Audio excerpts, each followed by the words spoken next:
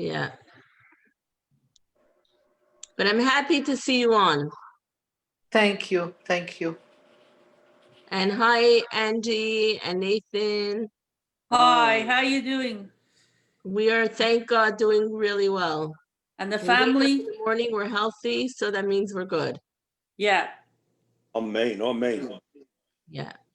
Now I understood today that the synagogues will also be closed Yes. for That's 1 what it month, sounded. right? Right, for 1 month, right? I heard it said from Saturday. Saturday to Yes. February 8th. Yeah, that's about a month, yes. A month, yeah. What can we do?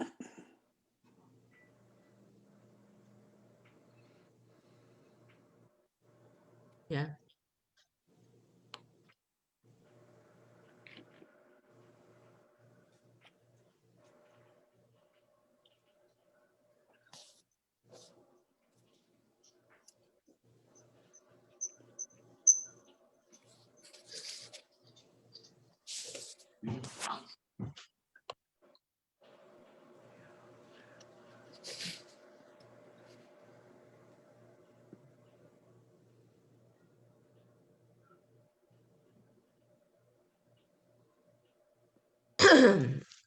Hello, everyone.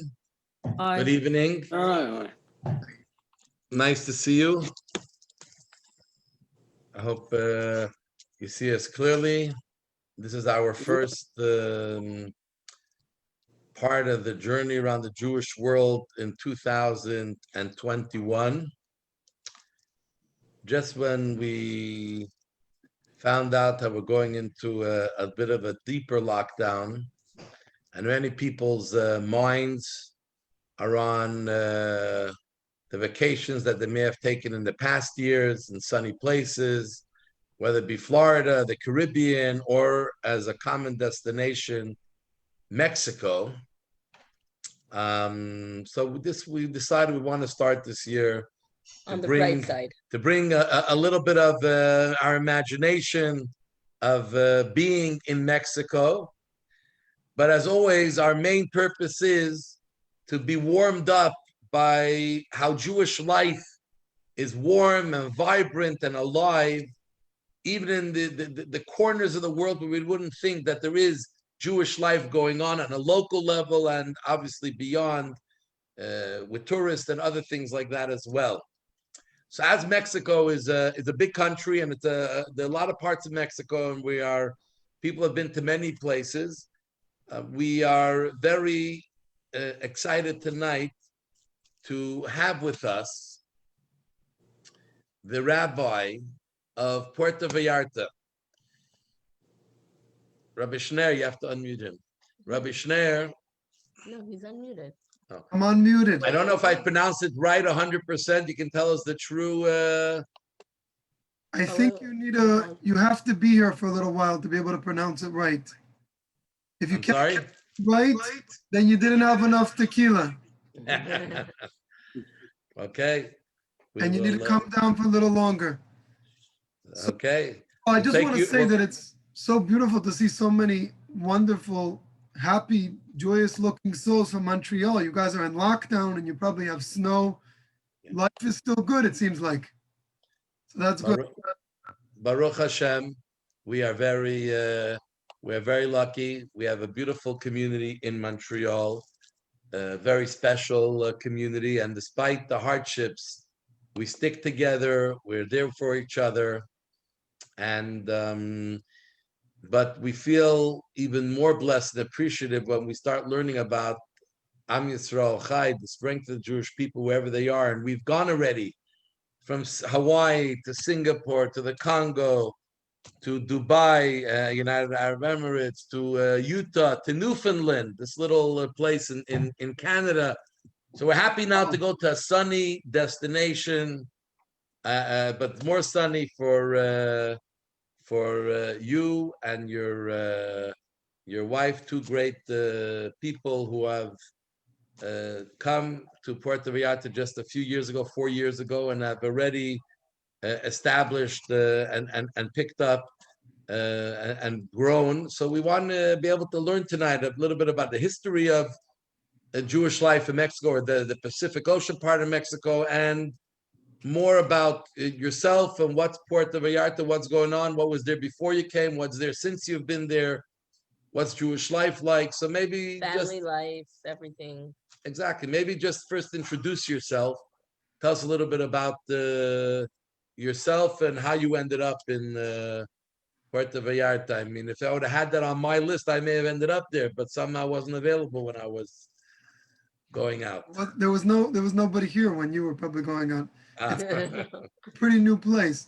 But I do want to say before I start, I want to say two things. First of all, I want to say that my wife is, I think, here with us. My wife Yeah, where is she? I don't see her. was in Montreal. I think she was with you guys for, She was far our as I head know. counselor. and she spoke very fondly of the Chabad, of your Chabad, and of the people, the community there. And so that's one of the reasons why, right when I heard about it, I was so excited to find out more about the community. So I already have background. I already know you guys. So that, And as well, And and as Rabbi well, you Zalmi. could say that your wife is first cousin with And yeah, your wife is first cousins with Rabbi with Rabbi Zalmi. Zalmi, so it's that's correct. Rabbi Zalmi is our first cousin.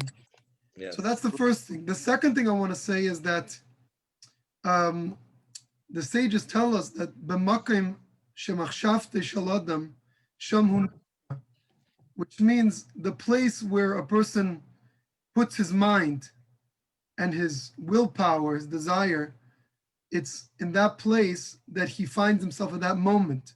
So even though physically you're not in a specific place, but if your mind wills it and you think about it enough, today with all sorts of meditation practices, when you close your eyes, you picture yourself like you're in a place, you could almost be there. So I like this program of going around the world to different places. It's very cool. And it certainly gives the possibility and the ability, even while you're stuck at home in a lockdown or whatever it is, to be able to be in a place and enjoy and basically experience the Jewish perspective from that area, from that place. So thank you for inviting me on and thank you for having me. So I'm going to introduce myself. My name is Schneier Hecht, and my wife, Mushki, with our two children, we moved to Puerta Vallarta 4 years ago. So I'm going to tell you a little background about that first. You know that Chabad is very decentralized. It works, it's kind of like a grassroots from the bottom up. It's not like a top-down organization. It's a bottom-up organization. And a couple, when they get married, they look, if they're inspired enough and they want to join this kind of work to be part of the Rebbe's army and join and be part of the dream that the Rebbe had, that every Jew in the world should be part of a community, should be able to get in touch with the soul that they have, the neshama, and should be able to live out their true purpose and mission that they have on this world. Was something that the Rebbe spoke about, the Rebbe asked for, is the Rebbe's passion, the Rebbe's mission. And of course, Mushki and I wanted to move to any place and every place. And we looked all around the world for many years. And, you know, we believe as Jews and as Hasidim, we believe that everything that happens in the world to every person and every place that they end up is by divine providence. It happens for a specific reason, because God wants you in that place at that time, and because you have a mission to fulfill. And we realized that all the other options were not coming through for whatever reason, and it was a little depressing. But when we heard about Puerta Vallarta originally, I knew, because I'm from America, I don't know how you guys are in Canada, but in America, Mexico doesn't get a good rep. It's the place where the cartels are, the gangs are, it's dangerous, it's not a good place. Besides for the sometimes you have those commercials with the beach and with the Corona beer. Besides for that, it usually doesn't get too good of a reputation. So I was pretty adamant that it wasn't a place that I wanted to move to, although really any place in the world would be fine. But it so happened that after many months of looking and searching, things just weren't working out. And this was a place that was a possibility. And I told my wife about it, and she said, let's check it out. Let's see what it is. Let's go.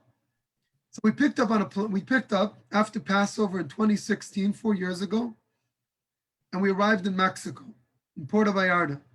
Now, even though physically it's a beautiful place, it's a beach town, it's on the Pacific Ocean, a lot of tourists come here, but the local Jewish community is a special Jewish community.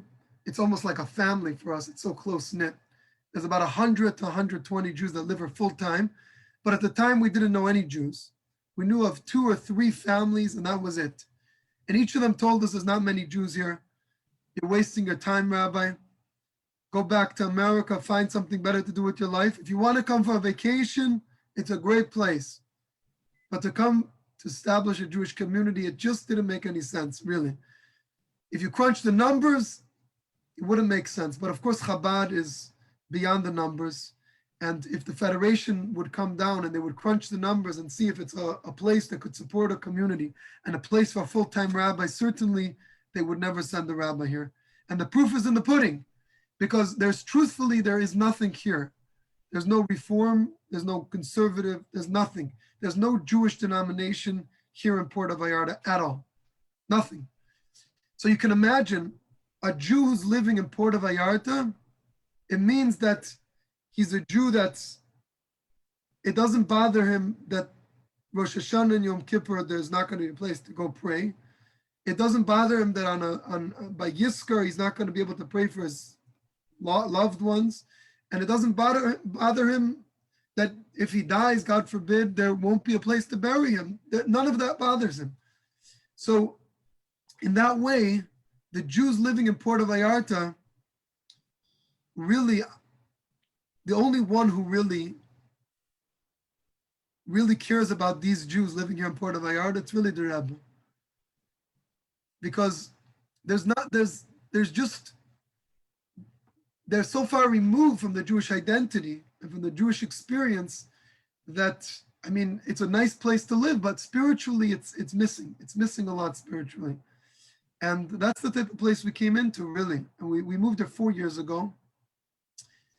And of course, many challenges met us at the door. We realized that even before we moved here, when we just came to check it out, that it's mostly a community of expats, Americans and Canadians that after they retire, they wanted a nice place to live. There's not a lot of young people living here. There's not a lot of children, very few children and families living here. So it would definitely be a challenge bringing up Jewish children, bringing up a family. Of course, all the basic amenities of Jewish life, having a mikveh and kosher food and minyan and everything really would be a challenge. But we knew that the Rebbe's clarion call, the Rebbe's call to reach out to every Jew, no matter who, no matter what, no matter where, no matter when, if there's a Jew somewhere in the world and there's no rabbi, there's no community, there's no place that they could call home, there's no connection point, there's no family that they could be part of, then we are, as a community at large, we're missing the point. We're missing the boat. Because if there's one Jew in the world that still could be reached, then we have to do it. It's our responsibility. So my wife and I, we moved here. It was about a week before Rosh Hashanah. It was 2016.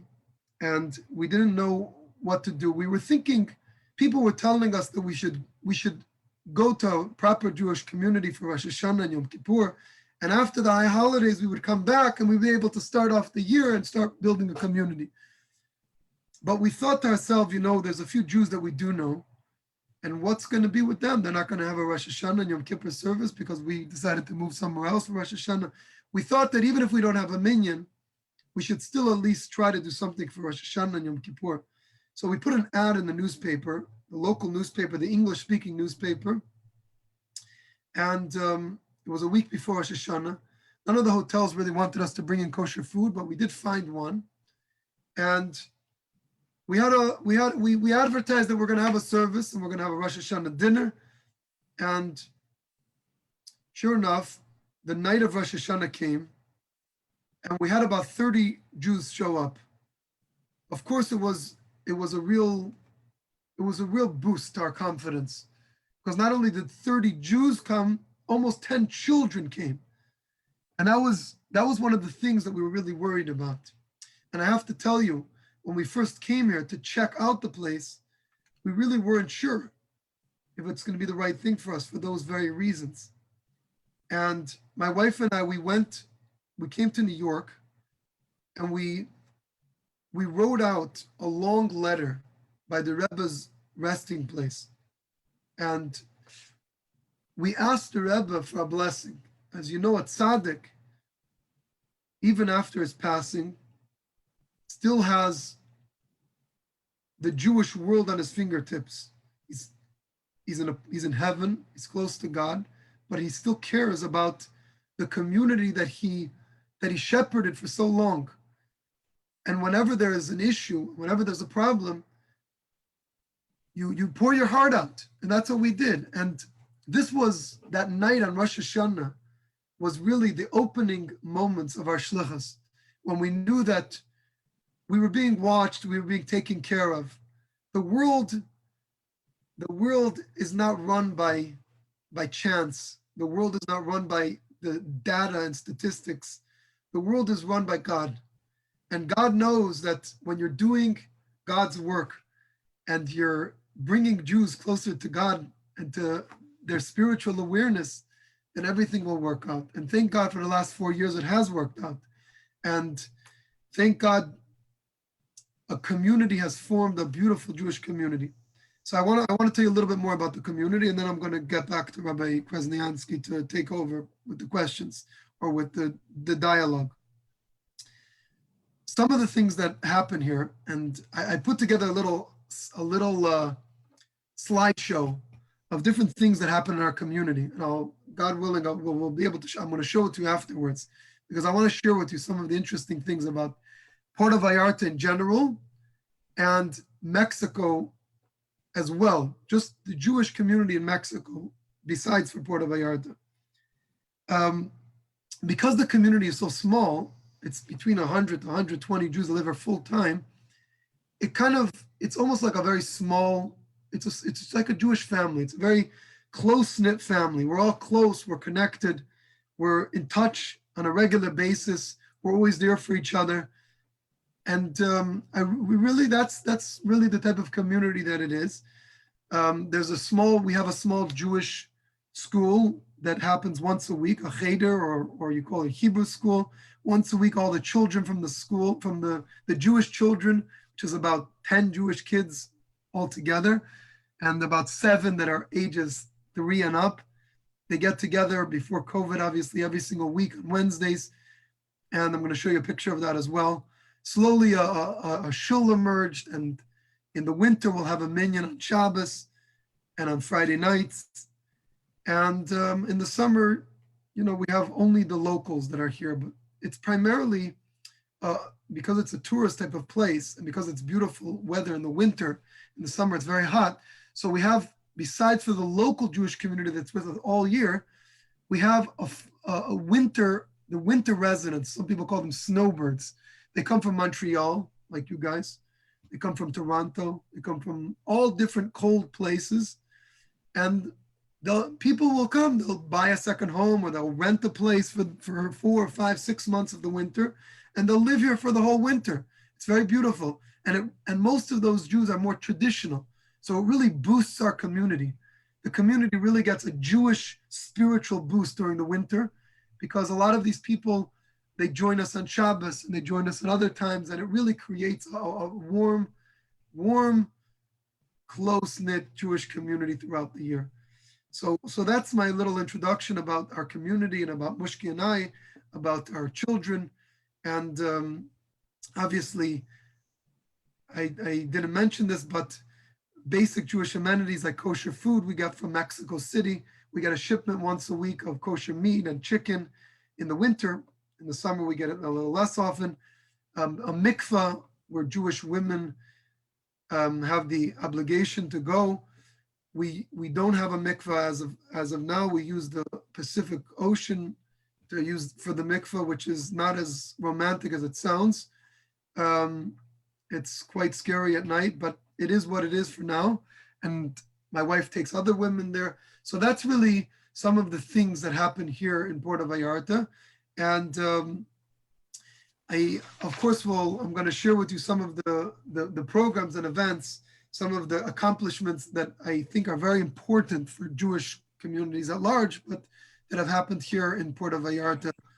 I'm going to pass the mic back to Rabbi Krasniansky. Is there anything else you wanted me to share on that subject? So that's a great introduction of yourself, and I find very interesting is, sharing that when you went out there, you were full of skepticism, what really to expect, and could anything be put together? Obviously, there never was a Jewish community there. You're coming to a place where there are a number of Jews. You didn't even know how many, and trying to really start from scratch and building a community from people who didn't come there looking for a community, but probably came there, like you said, not caring if there is one or not. So that is very special, to share your skepticism, your fears, but yet your determination as a shliach of being sent by the Rebbe to try to make something happen there, which is very special. Today, there are quite a few places in Mexico that have shluchim, couples like yourself, all along both coasts, and definitely it's very noble and very special. What is life like for yourself, like for a family? So you said there are 10 children you have once a week. I don't know how old your children are, your own children. If they're a school age yet, what do they do? 6 and 7. 6 and 7. So what do you do for them for schooling? How do they live there as life with friends and friendships, and living in a place that may be beautiful, but yet it doesn't have all the trappings of a typical community? That's a great question. And I think that the reason why it's such a good question is because oftentimes when people come here, we do get a lot of tourists. It's not as touristy as Cancun and Playa del Carmen, Cozumel, and those places which are on the East Coast. Probably not even as much as Cabo. Cabo. It is touristy though, and we do get tourists, and they come from all over, really. And oftentimes when they come, I think that they don't think about what you just asked. And I appreciate the question because I want to talk about that for a minute. So life, basically, it's of course we have 2 kids, and the schools, there are American children that live here, or Mexican kids that are speak English and want to have better schooling than the public school system.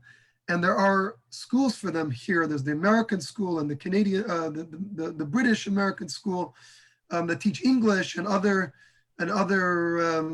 subjects besides for what the Mexican schools. And there are many kids that go there. Obviously, my children they're Jewish children brought up in a Hasidic house, and it's important that they get a Jewish education, which they wouldn't get in another school. And so what my wife, she homeschools the kids every single day, from 9 to 2 every single day. And she follows a homeschooling curriculum. She also does a lot of hands-on things. She puts a lot of creative work into teaching the children, but that's really probably her biggest focus, is teaching the children and making sure that they have a good Jewish education, and also that they have a secular education, spelling and math and writing and all of those things. And thank God it's been very successful. And the children are learning without a lot of, there's been challenges along the way, but it's been very successful. And it's a beautiful thing, really. That's about the children being taught, being learning. But obviously, in a homeschooling environment, you always have the challenge, the social challenge, because they're not with other Jewish kids, and especially accentuated by the fact that there are not really that many Jewish kids in general in the community. So what we try to do as a family, we try to sign the kids up for after school activities. So at 2:00, throughout the 4 years that we've been here, the kids have, we signed them up for after school activities so that they are able to socialize and play with other Mexican kids. Tennis lessons, gymnastics, swimming, sports, and those kind of things. And we try to do that as often as possible. They're also learning Spanish. They also, obviously, in a virtual world, they have friends, relatives that they have regular meetings with and Skype, whatever it's called, Skype or Zoom, where they get together with them and they chat with them and the way they fulfill their social needs. It's also when Mushki and I, when my wife and I, we moved here, we made a pact with ourselves that no matter what will happen, no matter how much money will be in the bank, or if there is no money in the bank, we will always make sure that every summer we're going to take our children to day camp in a Jewish community so that they could be in a Jewish community, in a Jewish environment, so that they can have other Jewish friends and that they can keep in touch with them throughout the year. And that has been really a life-changing experience for my children. Every summer we go to New York and the kids are signed up in camp, in a regular traditional Chabad camp, where they have a phenomenal Jewish experience. And the funny thing about it is that it leaves such an indelible mark on their soul that throughout the year, in January, February, March, April, we could be sitting around the table and my daughter Tzivi, she'll say, my counselor told me something, and this is already 6-7 months after camp. And it's like a flowing spring that just doesn't stop. She continuously is able to share experiences of friends and things that she's had in that Jewish camp. And that's why Jewish education and Jewish experiences are really so important, because they stick to the Jewish soul. And the child has such a deep, impressionable mark from those experiences that they really last with them a lifetime. And that's why it's really been so important for us. But in general, life over here is, in the winter, obviously it's very busy with tourists and with winter birds, with snowbirds, and with so many programs that happen almost daily because of the influx of the people that are here. In the summer, it gets a little quieter with less people traveling here. And we really focus more on the connections we have with the local community, and obviously with our children, with our family and all, and that's obviously extra to be said. But COVID really, I want to talk about COVID for a minute, because COVID in the last year has really changed the world, of course, as you know. And we have found that in our community, and I'm sure you've heard this from other people as well, it has really changed our community in a very profound way. And it has also changed us as human beings, as people, me and my wife, in a very profound way, because we had the ability to really zero in on the purpose, the true purpose for which we moved to Puerta Vallarta. And what I mean by that is like this. I'm going to give you a story. I'm going to tell you a story that just happened. It's not an earth-shattering story, but it's a story that really left a mark on me, because as you know, people can't really get together so much like they used to in previous years. With COVID, many people are at home. Certainly the community that we have that are mostly 60, 65 plus, mostly retired seniors, are not, they're in a very vulnerable age and they're not leaving their house. And the last year has been very difficult for them, as it has been for you, I'm sure. The loneliness, the anxiety, the fear, and all of that has really took a major toll. It has created a major impediment to communal activities. But what it has not done is it has not cut the connection. In fact, it has made the connection even stronger. This Hanukkah, of course, we couldn't do Hanukkah celebrations in Puerta Vallarta, I'm sure, just like you. We couldn't have the regular Hanukkah celebrations outdoors. with the hundreds of people that usually come. It's usually at the end of December. So we have, besides for the community, besides for the snowbirds, we always have lots of tourists that come, and we usually have 200, 300, 400 people come to the giant menorah lighting. We weren't able to do that this year, of course. But what we did was instead, as many other Chabad rabbis, we put a big menorah on the back of a truck, and we lit it up with LED lights from both sides, and we decorated the truck, and we sat together for 3-4 days, my wife and I, and we made a route. And on the route, we basically put all 120 Jews on this route.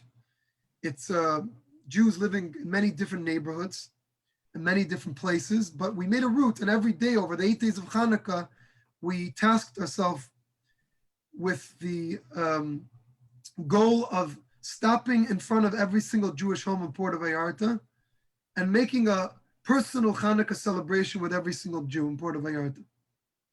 And we did that. And it was very special. It was very beautiful. I'm going to show you some pictures.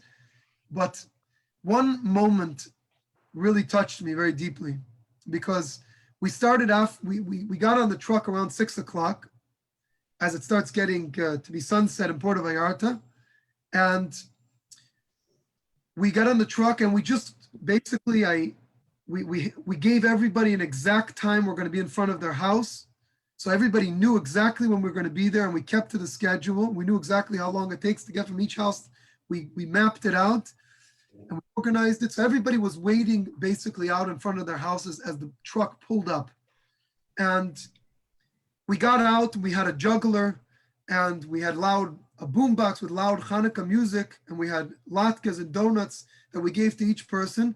And most houses, it was just one person that came out of the house. Some places it was two people, but most of the celebrations were just a single person coming out of their front door. And we did this all the way till 10 p.m. every single night, from 6 to 10 p.m. And it was one moment, one evening, it was the 5th night of Hanukkah. And it was it was about 9:45 at night. It was late at night. And all the streets were closed. All the stores were closed. There wasn't too many people out on the streets. And we were in the truck. My kids, my 2 kids, my wife, and we had a juggler with us. And we were driving down the quiet back roads of Puerta Vallarta, of Mexico. They're cobblestone roads. They're old. The houses are mostly run down. The stores are closed, but the light of the menorah kind of reflected off of those closed shops. And as we drove down the street with the music blaring, the quiet neighborhoods of Puerta Vallarta, we stopped in front of a home. And it was almost 10 o'clock at night. We stopped in front of a home, and the music, because of the music, people started coming out from their porches. This is not predominant, it's an all Mexican neighborhood. There's no Jews living in this neighborhood, it's only Mexicans. And there was this one Jew. And we parked the truck, and the music is blasting, and the Mexicans are just coming out from their porches and coming out of the front door of the house. And they're basically surrounding and watching, looking, and trying to see what's going on. And out trots an elderly man, probably not an elderly, he was a young man in his late 60s. He comes out, his name was John. John just recently moved to Puerta Vallarta about a year ago.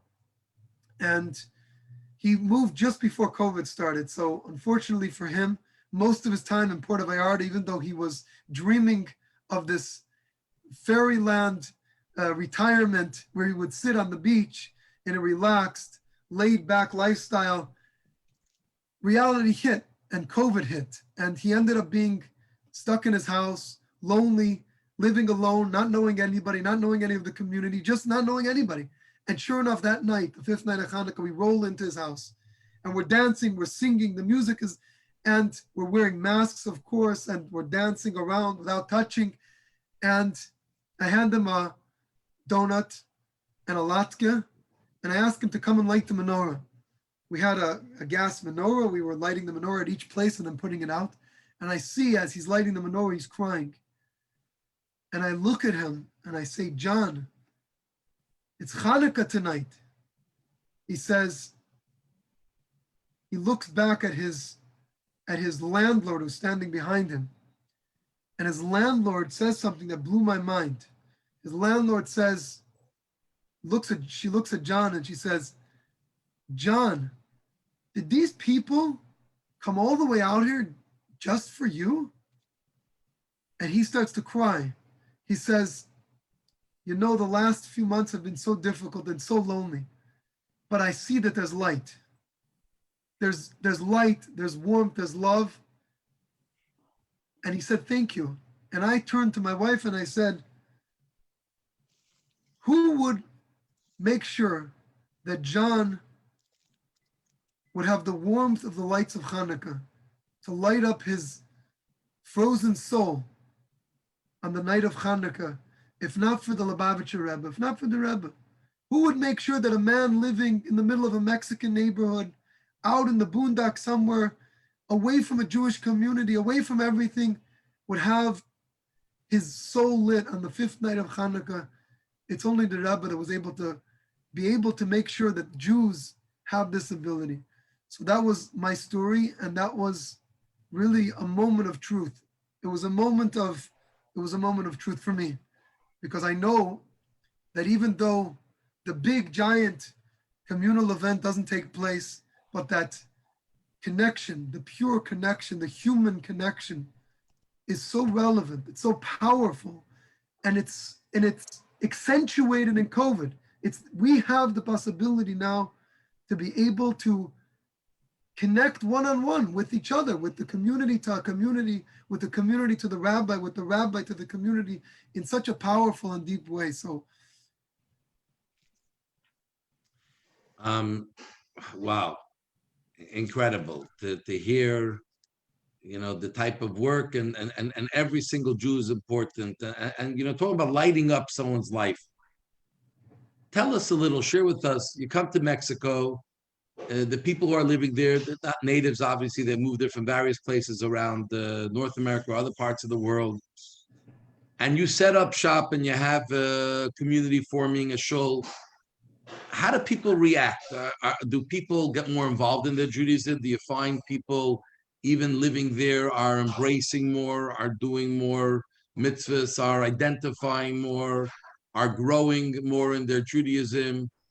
What happens there when someone who's living so far away and your small community that you're forming together? I'll tell you what, that's a great question. I'm going to tell you a few things. When we moved here, we didn't know anybody, like I said, and we needed to figure out a way how to get people into the door, because there was no, you know, these people, they haven't had Jewish life here. Some of them have been living here for 20, 30 years. Even people that have been living here for 5 or 10 years. It's a place that there's no Jewish life at all. There's nothing. There's no Jewish organization. There's no Jewish community whatsoever in any way, shape, or form. I mean, besides for ad hoc, you know, Hanukkah and Passover celebrations amongst friends, there wasn't really anything here for them. And so putting up a sign that there's a Chabad here, although it opened up when people came by and when people walked by and saw that there's a Jewish community, it you know, it did touch some people and people did come inside, but there needed to be a way to open up the soul. So what we decided to do was my wife's idea. We decided to, there's a farmer's market here almost every day of the week in different places in different communities. And it's like a big tradition. It's like a religious, people go religiously to the market. They get their fruits and their vegetables and their bread and their jam and whatever it is that they're buying. They buy it at the market. It's very natural. It's organic. It's holistic. It's beautiful. And so we decided right when we moved here that we were going to get a stand at the farmer's market. And every Thursday, the market was from 6 to 10. So we would get a table there and we would sell challah. Obviously, you know, the challah was the ploy, but the challah was really the way that we were going to get into the Jewish soul. And we did this for 4 years. Every single Thursday of every single week during the winter time from March till May, from November till May, so 6-7 months a year. Every Thursday evening, I stood, or my wife, one of us or both of us, we stood at the market and we sold challah. But what we were selling more than challah was we were selling a Jewish connection point. And slowly I found that it became a place for people to connect with the rabbi. They didn't come to shul. Many of them didn't want to come to shul. They didn't want to step into the synagogue. They didn't want to have a connection necessarily in that way. But they knew that the rabbi was there every Thursday at the market. They would come every week. And oftentimes they wouldn't buy a challah. They didn't come to buy a challah. They came to just talk. They came to talk. They came to discuss things. They came to share other things. They came because they had a deep burning question about something, whatever it was. And it was my opportunity to connect with them. And it was so powerful and so strong that I ended up having very, very deep connections with these people, with the regular people that came by every single week. And it's almost like an iconic fixture now in the market. People know that that's where you can find the rabbi every Thursday night. And I want to tell you something that happened because of that, that continues to happen to this very day. What I found out when I was speaking to many people, older people mostly, is that, and I know this is it's an interesting subject, but it's an important subject, and it's not necessarily a flowery subject, but I found out that people, because they've been living in Puerta Vallarta for so long, and in Mexico, and they were so far removed from Jewish tradition and observance, most of them didn't have afterlife plans. Not only that, most of them were going to be cremated after they died. And that was very troubling to me as a rabbi. We know that the body is holy. We know that our connection to God is more than just our soul, it's also our body. And for so many other reasons, Jewish people don't cremate. And this was really bugging me. It was bothering me. And because of these conversations that I would have with people at the market, we decided to create an alternative for people and to create a Jewish cemetery here in Puerta Vallarta. It started off with, we bought a few plots and put them together, and now, thank God, we're creating a beautiful, a respectful and dignified place for the community to be able to be buried. But what I found more than that was, when these Jews decided to change their mind from being cremated to have a Jewish burial after they die, it did something to their Judaism right now, because they realized that they have a Jewish soul. And they realized that there's more to their life than their regular, whatever they thought of until now. They made such a profound decision in their life that they decided that they need to get more out of their life. And it really spurned more Jewish observance. Recently, we started this tefillin club where we get together. I'll call people on WhatsApp, and we'll put on tefillin. And slowly, it created a group of people, where now a group of people get together every day. They put on tefillin in their own homes, but the rabbi we call, and we put on the tefillin together. We say the blessing together, and we have a l'chaim, like all good Chabad rabbis do. And this is something that people found that they could do because it spurred Jewish observance. It really, really did. And I think it's really important, because I think that the greatest accomplishment that any Chabad rabbi could have, but certainly a rabbi in a very small community, is the ability to focus on the individual, to realize that every individual has a whole life story. And when they make a decision, a big decision in their life, it affects other parts of their life in a very profound way.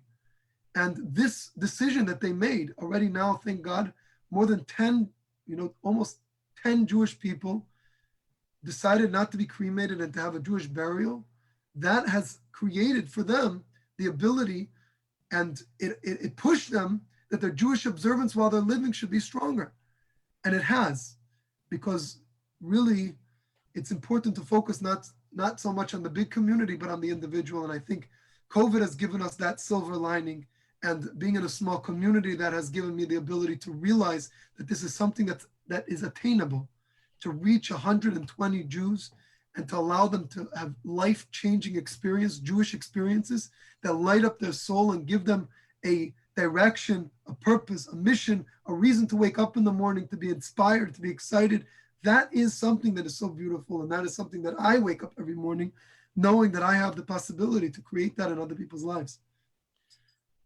And especially we're reading now this week about Moshe Rabbeinu, what made him become the leader, that he cared for every sheep as a shepherd. Every individual was very important to him. And obviously there you're able to live it out. And it's incredible to hear, and it's tremendous that, someone makes a decision that something they took for granted, cremation, etc., where they're going to change their decision and have a proper Jewish burial. It's a very, very big step and nothing to be made light of. And I was thinking, as you were talking before as well, there's no mikveh there, and yet the women commit because they want to have proper Jewish family life. You have to go to the mikveh every month, where women commit to go to the mikveh and to go to the ocean. And it's not a comfortable thing. We had during COVID, during the height of COVID, we had a girl, a wedding I was making.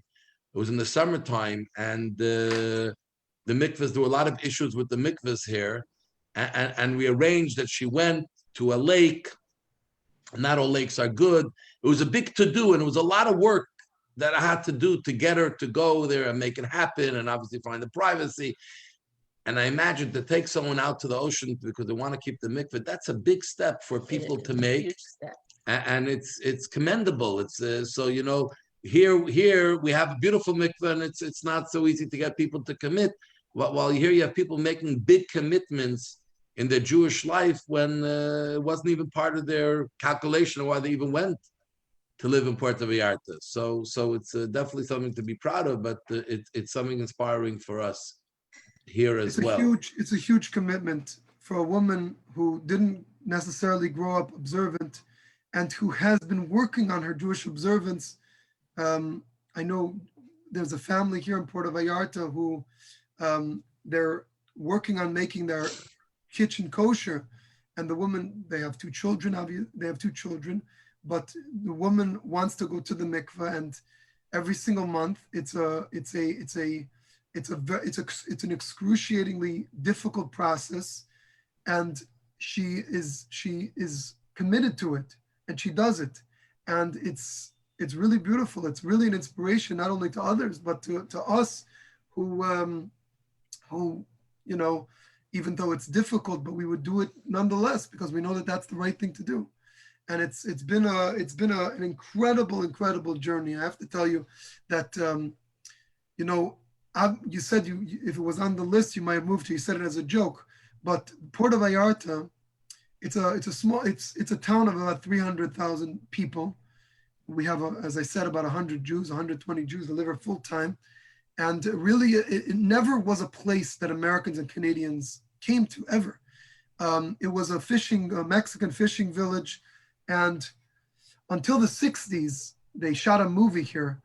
And that kind of Hollywood kind of made it famous. And because of that, Americans and Canadians started coming here. And up until, people really, it only became a place that there was, enough Jews to live here only a few years ago. And really it's realizing and knowing that,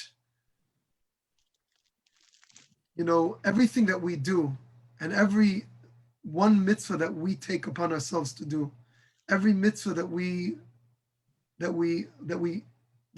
distill into our life's experience, into our daily experience, it really makes a really big change, an indelible change in us and in our immediate surroundings. And knowing that even though there's so few Jews in their place, but that the community is able to come together, and that each and every person on their own journey is able to make such profound differences in their own lives, it makes a difference to the whole community, because one person's story inspires another person's story. And because everybody knows each other's stories, like I said, it's like one mishpacha, it's like one family. It's a nice, warm, loving, beautiful family that lives here. Every person's story inspires somebody else. And when one person sees that the other person is starting to eat only kosher meat, even though he doesn't have a kosher kitchen, or one person is starting to put on tefillin, or one person is starting to light Shabbat candles, it really brings so much, not only spiritual light into the world, it changes the whole community. And I think, if I could say this, I think that the same thing is in a big community. When a person takes upon himself to do a mitzvah, we always talk about the spiritual light that it brings into the world. But there's more than the spiritual light that it brings into the world. When a person does a mitzvah, it changes their outlook on life. It changes their immediate surrounding, their husband, their wife, their children, and it leaves a mark on the whole community. And really, I think that is a beautiful message that I think could be a takeaway message from here. Before you show some of you had some pictures you wanted to show us. If I can ask, what is a day in the life of a rabbi in Puerta Vallarta? I don't know if you picked up fishing and you're fishing with the Mexicans there, but what is it a day in the life of a rabbi, typical day in Puerta Vallarta? In busy season, in high season. And every season, it's pretty much what it goes like this. It starts early in the morning, and what I do is and then I'll tell you what my wife does. I usually start studying with people from 7 in the morning, 7:30 in the morning. And I learn with 6 people every single morning. I study with them on Zoom, on the computer. And some people, it's the same people every day. We have a daily study. Some people, it's, I'll study with one person on Monday, a different person on Tuesday. But I usually study with people all the way until 10 o'clock. So it's for a few hours every morning. And I found that Torah study has really changed people's lives. It's changed my life because Torah study is so powerful. It moves a person. It changes the way they think. It changes the way they feel. And it gives them a different perspective. So I find that that's a very deep way to connect with people and affect other people. And every single day we have a community Zoom at 10:30 in the morning. At 10 o'clock, we do the tefillin wrap, like I said, on WhatsApp with the different people who are involved in that. At 10:30 every single day, we have the Zoom. So one day we do a book club. One day we do Kabbalah and coffee. One day we do Meet the Community, which is a great segment. We have a different person from the community come on every single week, and we interview them. We ask them about their life, about their upbringing, about why the Jewish community is so important. And we've met so many, we've met anew, even though we knew them before, but we found out so much about people's lives in that way. So we do that every single day. And then during that time, my wife homeschools the kids. She teaches the kids until 2 o'clock. So after that, I go in the office and I deal with office things, or I meet with people. And then afterwards, at 2 o'clock, when my kids are learning and I'm done in the office, on a regular day, we'll go out as a family to meet people in the community. Since the last 4 years that we've been here, we'll go to people's houses and we'll meet with them there as a family. Obviously now we don't do that with COVID, or we'll go on a trip together, we'll go biking together, or we'll go swimming at somebody's house so that the kids could swim while we talk with the family, or whatever it is. But usually it's a family event, it's a family shlichus from 2 o'clock till 4 o'clock for 2 hours, 3 hours. It's a family thing where we go out every single day somewhere, someplace, and we connect with the community, or we recharge our own batteries. And then usually we come home and we have supper with the kids and we put the kids to sleep. And then we work on programs, events, and we do all our planning as Mushki and I, as a couple. We do it usually in the evenings after 7 o'clock when the kids are sleeping. And we create a calendar of events for the year, and we plan the technical aspects of all the different programs that we do. That's usually the program. So in this way, we're able to reach the community. I'm able to study with people. The kids are able to study with my wife. And together as a family, we're able to reach out to more Jewish people in the community. I think you're busier than many rabbis in big cities. It's wow to be able to connect and learn on a regular basis and community come together every week, every day. Wow, this is I have to say this is though, really that special. This is you definitely have created something unique that I'm jealous of listening to what you have going on there. that's very nice, and it's a beautiful compliment. I have to say that much of this has been an epiphany of COVID. I'm talking about the beginning part, about learning with people. I never realized that we could study together over the Zoom. It was always something that I would go to somebody's office or go to somebody's place, and that was kind of more difficult and took a lot of time, and the traveling and the everything. But with the whole Zoom revolution, you don't need to spend the time traveling. There's no transportation time.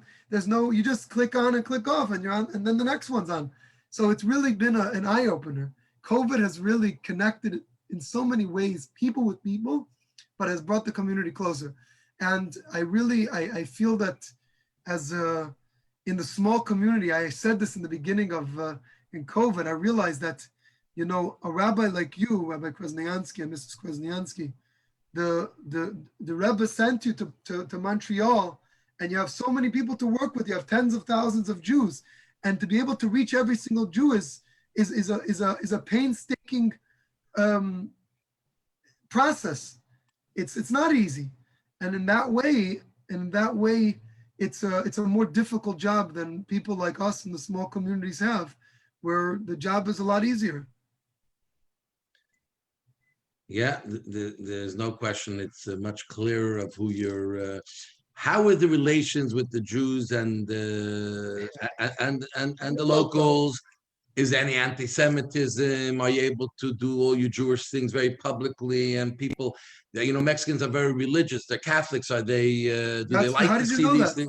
things? Most people don't know that.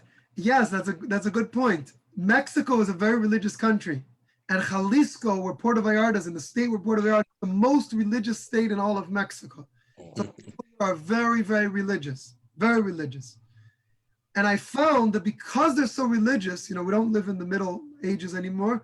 Because they're so religious, they have this respect for Judaism and respect for somebody who represents Judaism. And in my experience, I have not had any experience of anti-Semitism at all in the last 4 years. The opposite is only true. I've only had respect from locals and from other people. They revere almost, a rabbi, and they certainly respect us a lot. There's been no anti-Semitism here, but obviously it is a third world country. I don't know if you mentioned safety. It's a safe place in general, but being a third world country, it's a little iffy. You know what I mean? In third world countries, basically, the police are not necessarily on your side. They're not necessarily there to protect you. So you have to always be careful being in a third world country. I'll tell you a funny story. When I first moved to Mexico, I was told that when a police pulls you over, you need to bribe them. That's how you save your skin. You have to bribe them, and then they leave you alone. So I wasn't sure how much to bribe them. Sometimes Americans get, but I always kept like 200 pesos in the car just in case I ever get pulled over. I can give the police officer 200 pesos. 200 pesos is like $10. But that's a daily wage for a regular Mexico worker, $10. So the first time I got pulled over, I immediately pulled the 200 pesos out. I was shaking, I was nervous. And I turned to the guy, I gave him the 200 pesos. I said, here it is, have a good day. And he looks at me and he shakes his head. I said, what's going on? He says, we don't take bribes. Like, why are you giving me this money? We don't bribe. We don't do that here. What do you think we are? So I was confused. This is what I was told to do. I didn't say that to him, but I thought that's what we're supposed to do. So I looked at him and I said, I'm really not sure, but I'm not sure what to do. So the guy says to me, he says, you don't give a bribe like that. You have to fold it up. And when you fold it up, then you give it to me. So I folded it up and I gave it to him. Then I realized that, when I became more acquainted with Mexico, I realized that, I don't, it's not nice that we give bribes to people. It's creating corruption. So I was driving down the street one day and I got pulled over, and the guy tells me I was speeding. So I said, listen, write me out a ticket and I'll pay the ticket. I don't want to bribe you. I don't want to, I didn't want to tell him, but I don't want to bribe him. And he's waiting and he's waiting and he's waiting, and I didn't know what to say. So I'm thinking, maybe he's waiting for a bribe, but I don't want to bribe him. But so he says, do you want to pay the ticket now or do you want to pay the ticket later? So I said, oh, that's an option to pay the ticket an hour later. I didn't know that's an option. So I pulled out my wallet and I opened my wallet and there was no money in my wallet. I didn't have any money. And I looked in my handy glove compartment and I also didn't have any money. So now I was afraid I didn't have any money. But I was actually in my car. I had fresh, warm, hot challah that my wife gave me to deliver to somebody. So I pick up the bag of challah and I say, listen, I don't have any money, but I have a hot challah. Will you take a hot challah? He looks at it and he says, Han? Por supuesto. For sure, of course.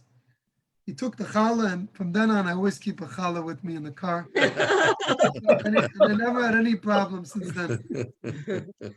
So that's my funny story of a third world country. But anyways, all jokes aside, this is I'm really glad that all of you are here and that you're listening to me. And if you don't mind, I want to just share Sure. a quick slideshow with you. Yeah, Sure. Just so Then we'll give a chance for people to to ask ask questions. ask questions if they have any questions. You already said so much, but we'll see. if Are you people- going to show any videos of your daughters No. with their cooking? Oh, my daughter does a cooking show. Oh, I'll put your the link daughter's up. adorable. She has a great cooking show. Okay, I'm going to do this quick slideshow. So basically, this is Puerta Vallarta. And Puerta Vallarta, it's on over here on the west. People always asking where it is. It's on the west coast of Mexico.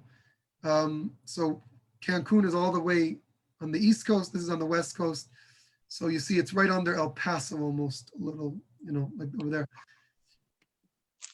Basically, it's a semicircle, Puerto Vallarta. So to get from one end to the other end, it's about 2 to 3 hours to drive from one side to the other. There's only one main road that takes you from one side to the other. And there's a bunch of neighborhoods. In each and every place, there's a bunch of different neighborhoods. And each neighborhood is different. It has its own flavor, its own type of personality. And there's Jews basically sprinkled in all different neighborhoods in all different places. That's my family, my wife, my 2 kids, Menachem and Sivi, 6 and 7 years old. Beautiful. This is the Hebrew school that I was telling you about. It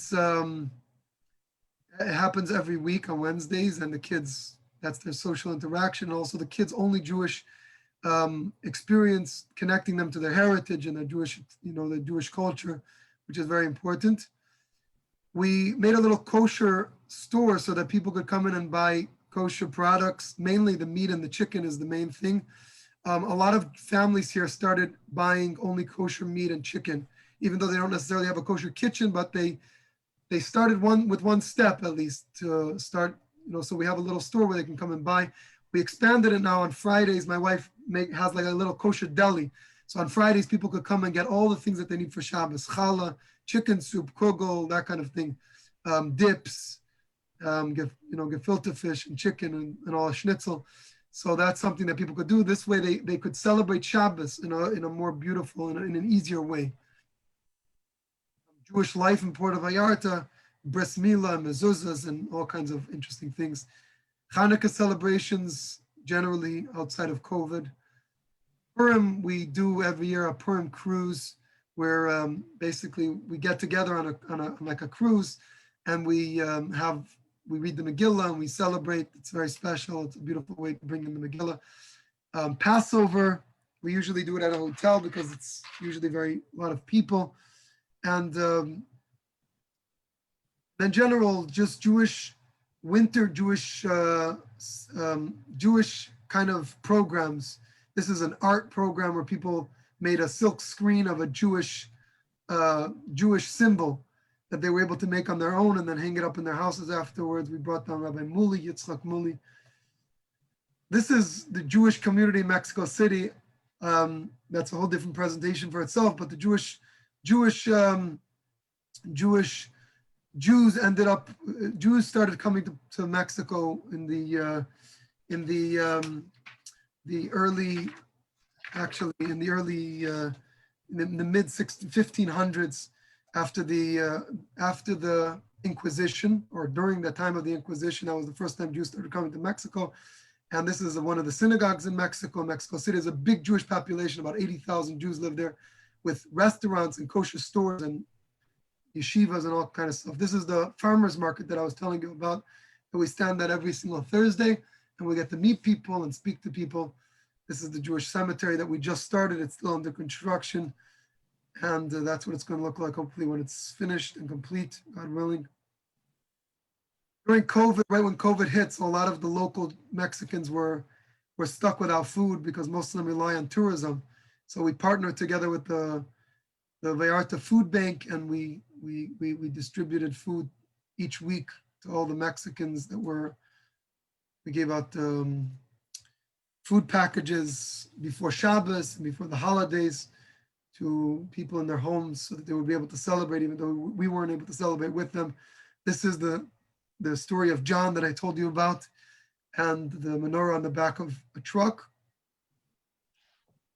And the main glue that holds the community together is, of course, Friday night services, which happen every Friday night, of course, not during COVID, and the Friday night dinners that take place every single week, which really bring the Jewish community together.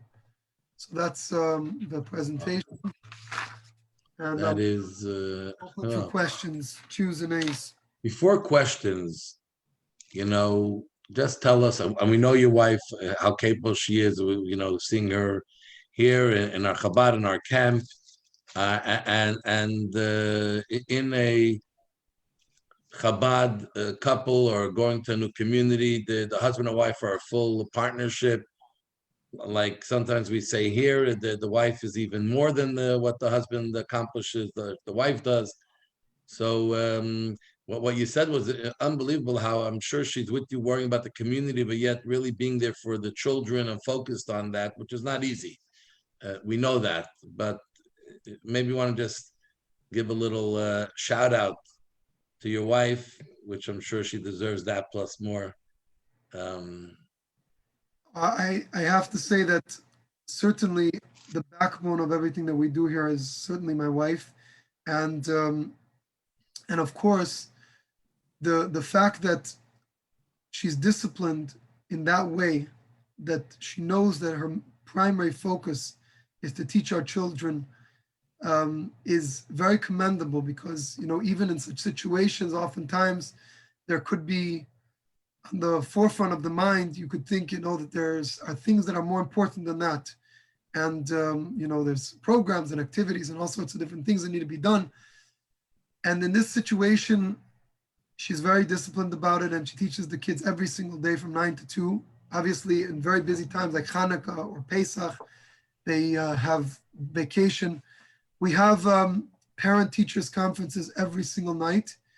And I'm the principal, by the way, and my kids know that. So whenever there's any trouble brewing in the classroom, either they get sent to the principal or the principal's called in. So the principal and the teacher always have, we have conferences every night about the education and about the school and the future of the school and all of that. So that's a big part of the Jewish education. But the truth is that, listen, the programs, the events, and all of the things, and really reaching out to community members in times of need, especially at this time, and the Shabbos packages. She stands every Thursday and she bakes challah, and she makes the things for the kosher store. And when we have the farmers market, my wife has to bake all of those challahs. We could have sometimes 40, 50 challahs baked on a Thursday. So she stands the whole Thursday baking challahs. And nowadays, every Friday we have the kosher store and the deli, so she cooks all of that food. But she found that cooking is also a good way to connect with people. So oftentimes we'll have people in the community come and help out with the challah baking and other kind of things on a regular week, so that she could connect with the people while she's cooking, while she's baking. But the logistics of all the programs and everything, we work together. But obviously, my wife Mushki, she's the backbone of everything that happens in Chabad, and of course it couldn't happen without her. It's the way that the Rebbe sent out shluchim and made the couple as a team working together is really a phenomenal. It's a phenomenon actually, and you don't see it in other organizations of all stripes and colors. We can relate to, especially my wife, Dina can relate to, we're talking about challahs. This week we're doing we do every few weeks now in COVID, another Loaves of Love Shabbos giveaway, baking hundreds and hundreds of challahs the last 2 days. So it's, we know what kind of hard work it is to make it happen. And even though here we have many bakeries, we like to make it homemade, and obviously in We Chabad, could have the easy way out and just order it from a local bakery, but you want to have it with as hot you were and salt. saying- But you won't be able to feel the love inside the. Exactly. And part of the shluchas is women come and they help me bake even during COVID, which is really nice. We do it in a safe way, social distance, and everyone's wearing a mask. And it's a great way to be in touch with the women during this time, especially. So let's take a moment. You want to say something? No, go ahead. So does anyone here want to ask a question? I'm going to, You wanna unmute everyone? we're going to unmute Or everyone. everybody can unmute themselves in the one. I think you can all unmute yourself. I'm going to open up the screen. If you have a question, just sort of either say your name, say Yeah. hi. Hi, And Oh, Joe. yes, Joe. just want to tell the rabbi that about 25 years ago, our youngest son, Sean, who lives in Los Angeles with his wife and child, our grandson, was married in Puerta Vallarta. They wanted to be married specifically there, and so I brought down a rabbi from LA, and they got married with their backs to the Pacific Ocean. That's It beautiful. was the most beautiful experience for all. We friends from Montreal, from their friends from LA. So that was our experience, and beautiful place. Wow. It is a beautiful place, and we don't do that many Jewish destination weddings, but we do so far we've done 2 or 3 of them each year, and it's a beautiful place to get married. It is. It was So, rabbi. yeah, no, Up to you, by the that's way. beautiful. Any other question, comment? Someone who has been there. There's some people are worried about your wife and wondering, does she have any help besides your kids and maybe yourself? Does she have any help? You say the community, but otherwise, is there any help in what she does? Or she really We do have local help. Right now, thank God. does it? Right now, thank God, we have one person who's here every day, and another that comes on the busier days. A local Mexican girls that come and help us. Obviously, in the beginning, we didn't have as much help as we have now, and it's made a big difference. So yeah, there is definitely people that come in and help, and that's made a world of a difference.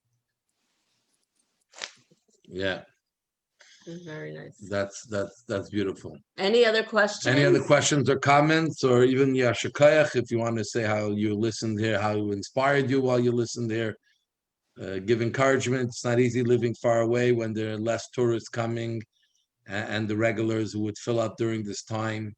So this is your chance to be able to just sit here and give help and encouragement to someone thousands of kilometers away. I do want to mention before, I want to say that, first of all, you're all cordially invited to join us in Puerta Vallarta anytime as soon as the lockdown ends. I guess there's a lockdown. The Mexican airport is always open during COVID, and it has always been. We never closed. And you're always, even after COVID, please come and visit us in Puerta Vallarta, and I promise you we'll wine and dine you, and we'll take care of you. And That's what I'm sure. we'd love to have you and meet you in person. That we hear from just talking to you, we can imagine how that would happen. Yeah. Beautiful. So I think that you really hit the spot. You really gave us an incredible picture of what life is and going to a place, lifting up, bringing people together, creating a community, doing things that are at any type of place would be called a success. And the Rebbe is definitely with you, giving you the strength, and you're making him proud, you and your wife and your children, because they're definitely part of your shlichus, your mission. And may Allah have lots of success, and God willing, I'm sure you'll get a knock on the door or a phone call soon from some people from here when they're able to travel. Would love to. That's beautiful. I just want to give a shout out to Zalmi Raider, who's my cousin. Yeah, he's here. Yeah. How blessed your community is to have such a wonderful rabbi. And Rabbi Krasniansky and Mrs. Krasniansky, thank you so much for having me on. It's been a pleasure meeting you all virtually. Thank you so much. That, Regards to your we'll- wife. Absolutely. I see Zalmi. Zalmi, nice to see you. Yeah. Beautiful. All the best. Thank you again so much, and God thank you, bless. everyone. Next week, God willing, Melbourne, Australia. I think Melbourne, Australia will be interesting to similar to a large community like Montreal, but has a very interesting, very different in many ways, very similar, and to get a chance to see something on the other side of the world. So thank you so much, Rabbi. And then Shner. maybe we'll appreciate our lockdown because it's not as bad as theirs was. That's probably true. They say Thank you all it's so pretty much. bad. Yeah. All the best. Zeit gesund. Thank you. Sei gesund. Thank Be you well. all. Thank you. Yeah. Bye-bye. Thank you. Thank you. Bye-bye.